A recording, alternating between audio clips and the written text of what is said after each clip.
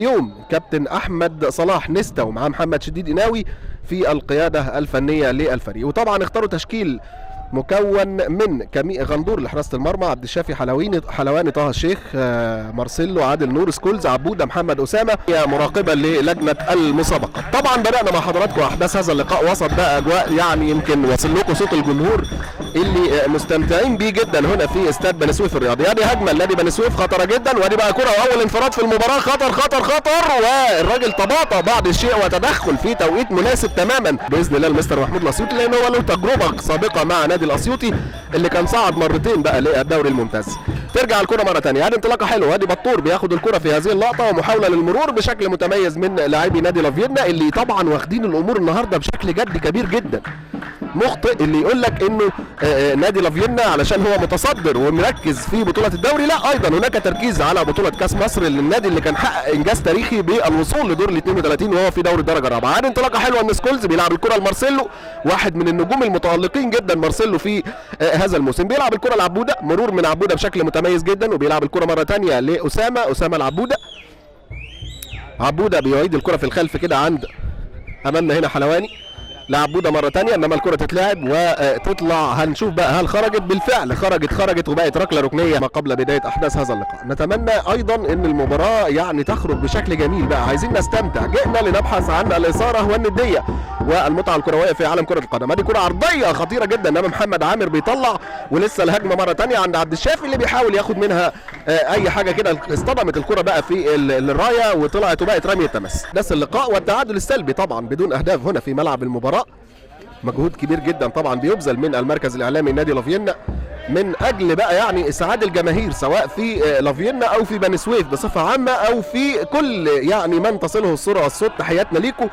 وضياء بقى فتحي، احمد ويجا، محمد جمال، تامر عبد السلام، ونتمنى ان احنا نقدم لكم شكل متميز جدا بقى باشراف لمهندس عبد الله صابر. ادي انطلاقه وتوصل الكره هناك ناحيه شمال، انطلاقه لعبوده في هذه اللقطه بيلعب كره بينيه حلوه لمارسيلو، وادي العرضيه الخطيره جدا لمارسيلو، وترجع الكره مره ثانيه لعبوده ناحيه الشمال. ادي عبوده ومحاوله في هذه اللحظات بقى من جانب لاعبي لافيينا اللي ضاغطين وماسكين كوره.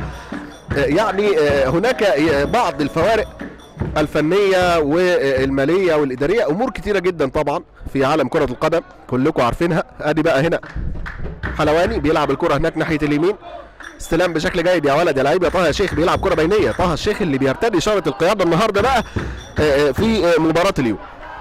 حره لنادي بني سويف، وهناك بعض المناوشات كده داخل منطقه الجزاء، والاثنين بقى مساعد وحكم المباراه. دي كره خطره جدا اللي فاتت دي، وتمر الى خارج الملعب وركله ركنيه لكابتن احمد صلاح سيميوني على الخط. ادي الكره العرضيه الخطيره جدا، وغندور يعني باطراف الاصابع وبمنتهى الصعوبه بيطلع الكره في اللقطه الماضيه، وتمر الكره الى خارج حلواني بيلعب الكره الاماميه العاليه، ومحاوله بقى من اللاعب بطور بيسند على كيتو، وادي كده على حدود المنطقه. كيتو بيفتح الملعب هناك ناحيه اليمين عند سكولز بيطلع طه الشيخ خطره جدا، بعيده قوي يا طه، وتمر الى خارج الملعب وتطلع وتبقى ركله مرمى تتلعب على طول اماميه. وادي بقى اللمسه من عبوده، توصل الكره في اتجاه اللاعب مارسيلو بيسند في وسط الملعب على عبوده، مرور رائع وتوصل الكره الى عادل نور بيفتح الملعب هناك ناحيه اليمين عند اللاعب طه الشيخ على الجبهه اليمنى. طه الشيخ بيلعب كره بينيه لسكولز، ترجع لطه الشيخ مره ثانيه ناحيه اليمين، وادي بقى العرضيه الخطيره. ادي الكره العرضيه ومحاوله بقى من اللاعب عبوده، ولكن تالق وامتياز في التغطيه من اللاعب احمد بندق مع حضراتكم. طه بيلعب الكره العرضيه في اتجاه المرمى، خطره جدا. ادي الكلام اللي بقول لحضراتكم عليه بقى، واستغلال الركلات الثابته.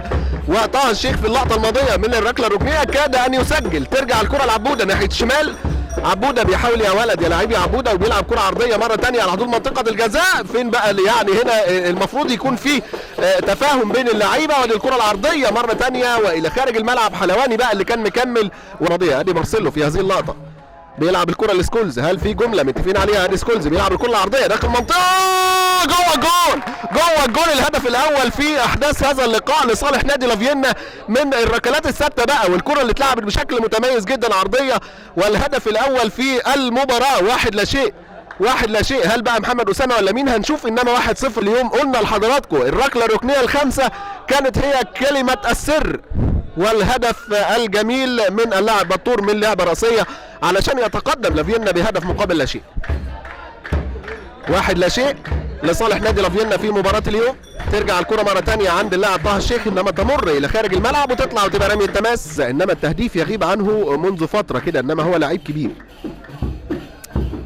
انطلاقة وكرة عرضية، ما نقدرش طبعا ننسى مارو الهداف الكبير ل يعني ال3 مجموعات في دوري الممتاز به، ولعيب من اللعيبة المحترمة جدا على المستوى الهجومي لعيب مارو. ادي بقى انطلاقه لسكولز بيغير، او ده مارسيلو عايز يفتح الملعب هناك من الشمال لليمين عند طه الشيخ، انما ما تمشيش معاه زي ما هو عايز. ترجع الكره مره ثانيه في وسط الملعب، استلام ومحاوله ومرور امامنا من لاعبي بني سويف عن طريق اللاعب امين محمد، وادي انطلاقه حلوه من ناحيه شمال موندي سعيد وكره عدى الراجل وماشي ولاعب الكره العرضيه الخطيره، ويا ولد في اللقطه الماضيه تغطيه لبني سويف.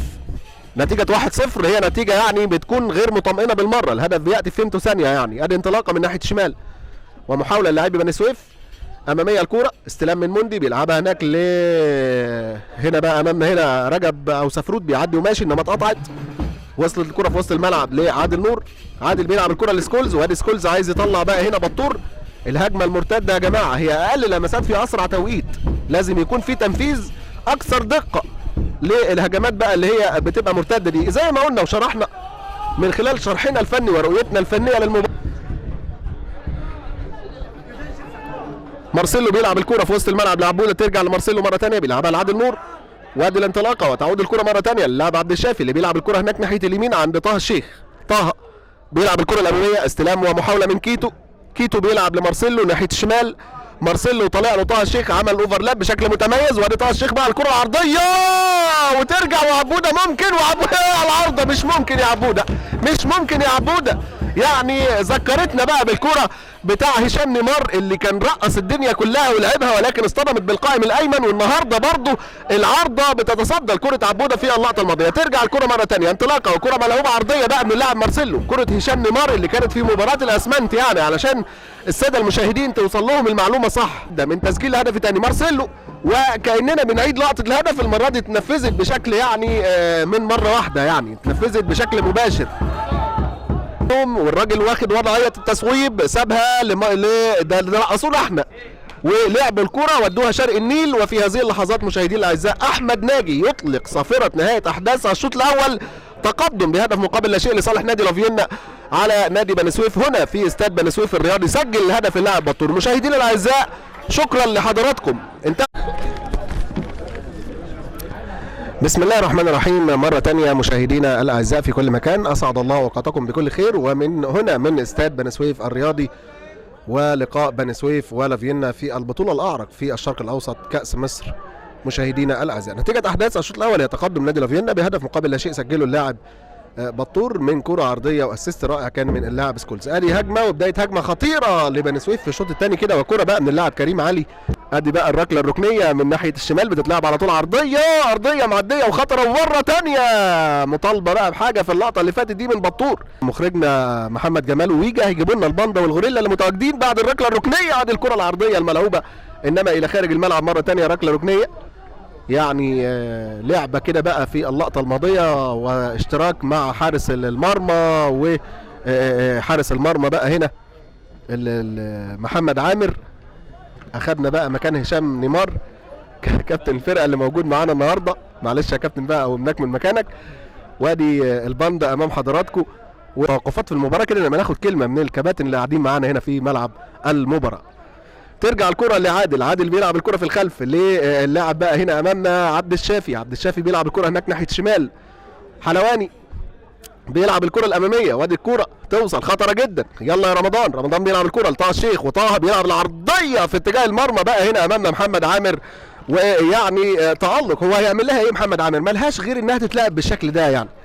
ترجع الكرة لطه الشيخ، طه بيلعب الكرة البينية الحلوة، وادي كيتو بقى بحلقة الشعر الجديدة، كيتو بالنيو لوك الجديد، عدى كيتو. هل بقى يكون وشه حلو في اللقطة اللي فاتت دي؟ يعني الحلقة الجديدة عليه اقصد يعني. ادي كرة تتلعب عرضية، وكيتو طبعا من اللعيبة الكبار جدا، اللاعب اللي سجل اول هدف في بطولة كاس مصر لنادي لافيينا يعني منذ انشائه، وطبعا كان سجل ايضا الهدف الاول في تاريخ هذا النادي في بطولة الدوري يعني. رمي تماس، طه الشيخ بيلعب الكرة في الخلف عند اللاعب عبد الشافي. عبد الشافي بيلعبها مره ثانيه لمحمد رمضان. محمد رمضان بيلعب الكره لطه الشيخ. طه بيلعب الكره مره ثانيه وترجع في الخلف، وادي الكره ملعوبه الاماميه هناك ناحيه شمال. حلواني لعيب كبير جدا طبعا حلواني اللي بيلعب الكره لسكولز. وادي سكولز بقى صاحب اسيست الهدف، هل يعمل اسيست مره ثانيه؟ بيلعب كره حلوه لمارسيلو ناحيه شمال، وادي مارسيلو ودى الكره في الدور ال15 عاليه ومعديه والى خارج الملعب وطلعت وبقت ركله مرمى. اخذ الكره من وسط الملعب ولعبها لمندي سعيد اللي ما بقاش عارف يعمل في الكره ايه يعني. ترجع الكره مره ثانيه. في بعض الاحيان كده اللاعب بيمر بفترات عدم توفيق، انما مفيش مشكله، هو عامل ماتش كويس جدا، يكفي ان اسمه موندي يعني. ادي انطلاقه الموندي مره ثانيه. موندي بيلعب الكره الاماميه، خطره نقله حلوه، وادي بقى الكره من ناحيه الشمال هنا عند اللاعب سفروت. مصطفى رجب عرضيه وخطيره داخل منطقه الجزاء، ولسه الهجمه، وادي سفروت مره ثانيه وتخبط الكره كده بقى في مارسيلو، وتعود بقى هجمه سريعه هنا لسكولز. وسط صيحات بقى، والجهاز الفني والاداري معترض جدا على اللقطه اللي فاتت دي. احمد معوض المدير الفني بيستعد لاجراء تبديلين. ادي بقى هنا امامنا مارسيلو بيلعب الكره لاديدا مولا، بيعدي النيجيري، عدى وماشي ولعب كره بينيه حلوه، كره نيجيريه بقى عند اللاعب قوي ناحيه اليمين بكعب القدم كده لطه الشيخ، انما على طول مقطوعه الى خارج الملعب. مولا، اديدا مولا بيلعب الكره لمارسيلو مره ثانيه. مارسيلو بيحاول يعدي، وادي بقى التبديل احمد عماد اللاعب البديل اللي نزل لنادي بني سويف. وادي كره خطره وحارس المرمى، ويلا بقى يا ايوان، الهدف الثاني النادي لافيينا. ويفرق ايه الورد عنك غير انه واخد جماله منك يا ليلا بلو على اللي الكل بيحبوه. يا سلام عليك يا اوين في اللقطه اللي فاتت، وسجل الهدف الثاني واحتفال يعني بقى الاحتفال مع الحلواني. ادي الاحتفال مع الحلواني. احداث الشوط الاول من المباريات المختلفه لبطولة الكاس. وادي الكرة ملعوبة العرضية، وطه الشيخ بمبدأ الأمان بدون فلسفة يلتقي الفائز من أسمنت أسيوط مع نادي بني مزار يوم السبت القادم إن شاء الله. في حال استمرار نتيجة بهذه الوضع يعني المباراة تكون في ملعب الأسيوطي بإذن الله. ادي انطلاقة بقى، وادي بقى هنا أمامنا اديدا مولا ومحاولة للمرور، وادي الإنذار على اللاعب اللي لسه نازل. حتى الآن رحلة موفقة لنادي لافيينا. وادي الانطلاقة من ناحية اليمين، تتلعب على طول اماميه في اتجاه اوين داخل منطقه الجزاء. اوين خطره جدا وعرضيه، انما اوين فرق النيل ويعدي ويلعبها عرضيه، انما هو حاول يلعب الكره عرضيه بدون ما يعدي بالمهاره يعني. تتلعب على طول اماميه عاليه وتوصل بلمسه راسيه من الحلواني مش محتاج ان هو ينط من مكانه. وادي بقى كره خطره، وادي بقى حارس المرمى محمد عامر. سلامات لمحمد عامر. ركله ركنيه من ناحيه الشمال، تتلعب على طول عرضيه خطيره جدا داخل منطقة الجزاء لنادي بني سويف، الفريق المحترم والفريق الكبير واللي عامل ماتش كويس جدا. وادي بقى كورة وتصويبة ما اداش حاجة. ترجع الكورة مرة تانية، وادي اوين انطلاقة هجمة خطرة جدا. ادي اوين الاثنين النيجيريين، اوين واديدا مولا ودى الكورة نيجيريا. ودى الكورة نيجيريا مبارياته مع نادي لافيينا، وكان عنده فرصة انفراد ولكن حط الكورة بره. يعني هو الراجل جاي من نادي ماستر كلاس، ودى الكرة ليهم هناك، قال لهم خدوا كرة تيمبو اهي. ترجع الكرة مرة تانية في وسط الملعب، اتقطعت هجمة، عدى بشكل متميز الحقيقة. هنا امامنا اللاعب رقم 36 مصطفى سفروت. وادي انطلاقة من ناحية اليمين، عرضية داخل منطقة الجزاء خطيرة جدا. وادي موندي فكرتها حلوة خلي بالكم. اللحظات الأخيرة من وقت المباراة هنا في استاد بني سويف. ترجع الكرة مرة تانية. اوين بيلعب الكرة الأمامية في اتجاه اللاعب كيتو. وادي كيتو بقى وانفراد، وكيتو لسه الكرة معاه، عايز يعدي كيتو، وقف على كورته، عدى كيتو، ماشي كيتو، هيلعب الكرة العرضية، لعبها عرضية، واديدا مولا للمرة الثانية، لسه الكرة معاه. اديدا مولا ورينا حتة بقى يعني كده سيرك نيجيري، انما اتقطعت. وصلت الكرة مرة ثانية، محمد رمضان يا ولد بيلعبها حلوة لسكولز، وادي سكولز ما اداش حاجة حكم اللقاء، ما اداش حاجة عمنا احمد ناجي في اللقطة اللي فاتت. ترجع الكرة مرة تانية، وادي انطلاقة من ناحية الشمال لصالح نادي لافيينا. ادي المحاولة في هذه اللقطة، وادي المرور الجميل بقى هنا امامنا، والكرة العرضية من محمد مجدي بيلعبها توصل لاوين. وادي اوين على حدود منطقة الجزاء، وحصار من لافيينا لنادي بني سويف في الامتار الأخيرة واللحظات الأخيرة من المباراة. وادي الكرة العرضية، داخل منطقه الجزاء، ترجع الكره لطه الشيخ. وفي هذه اللحظات مشاهدينا الاعزاء احمد ناجي يعلن عن تاهل جديد لنادي لافيينا الى الدور القادم من بطوله كاس مصر.